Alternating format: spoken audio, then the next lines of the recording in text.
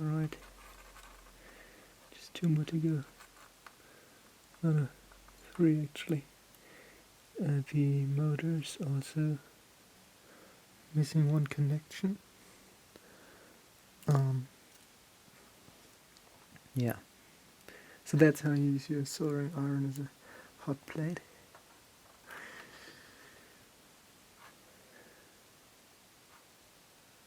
Let's see if I can succeed with this. It's kind of ridiculous. So this is actually the aperture, I think, of a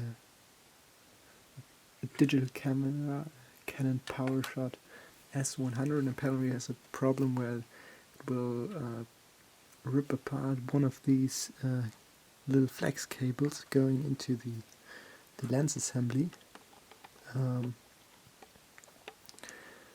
when closing the lens, so it somewhere gets stuck and then be cut by this retractable lens.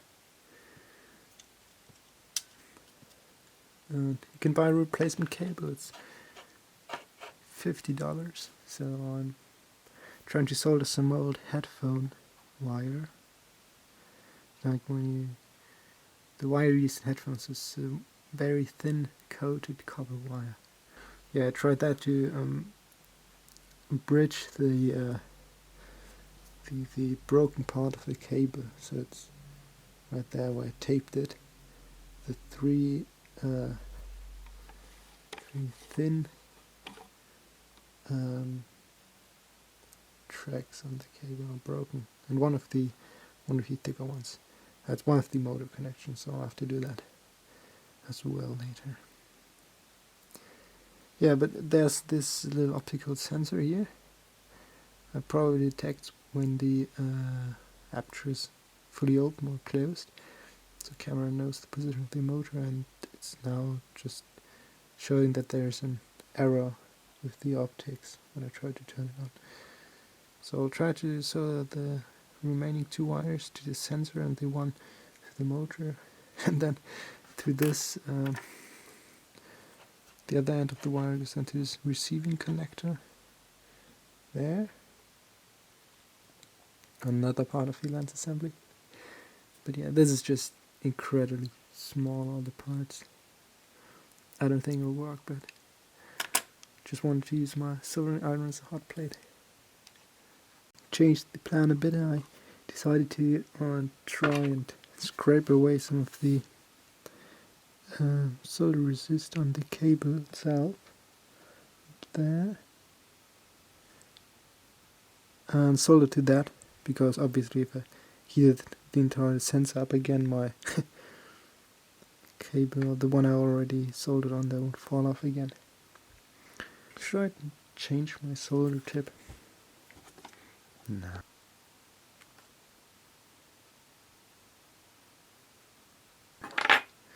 Now I prepared another cable. There's always 2 of these thin copper wires twisted together, because I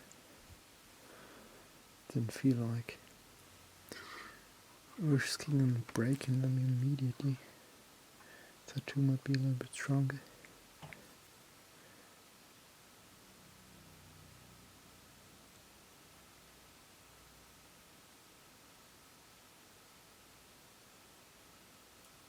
Nope, it's not really working that well.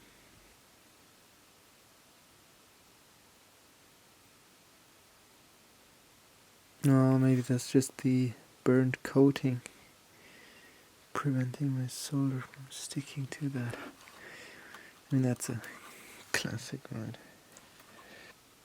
Or if I should manage to get it on there, that won't stay there, I suppose. This is so horribly thin. Ah!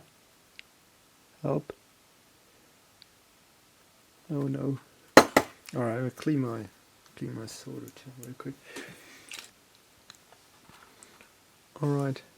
Somehow our 3 wires are soldered to the sensor. And I glue them down with hot glue, but just cutting off a little piece of glue and just melting it with hot air.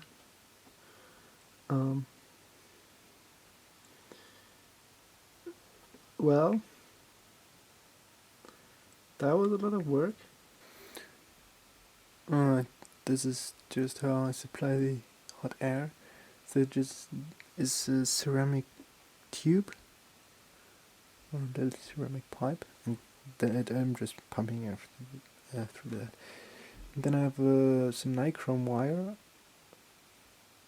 wrapped around it, and I'll just hook this up to my bench power supply.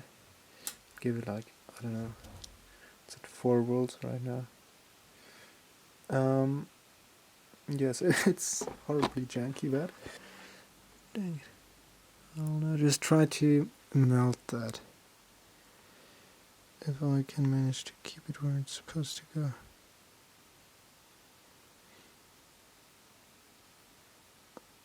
Oh yeah, it's problem with these tweezers is they're made from metal, obviously. That takes away a lot of the heat.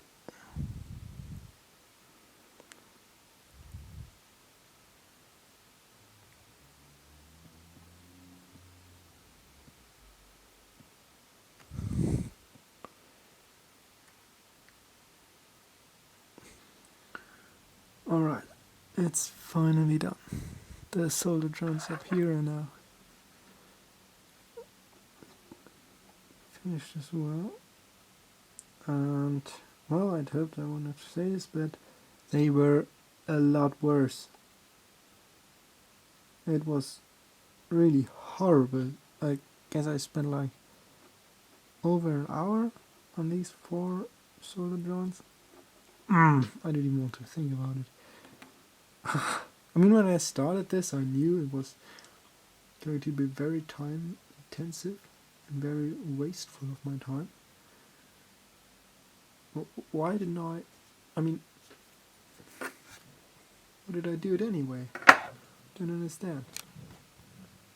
Oh, this is so bad. Why did I do it? This is so horrible. Oh. No. Alright. Well.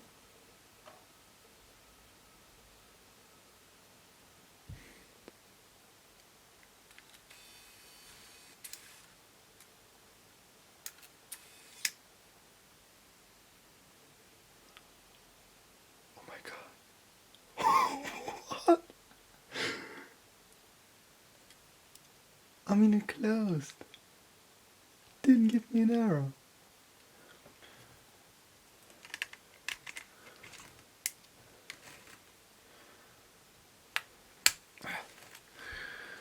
Alright, here we go.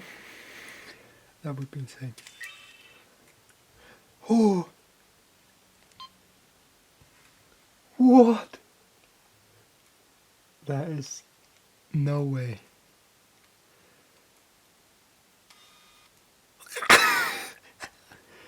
That's insane. Alright, move. Alright. The battery's empty again. Don't ask me why I kept working on this.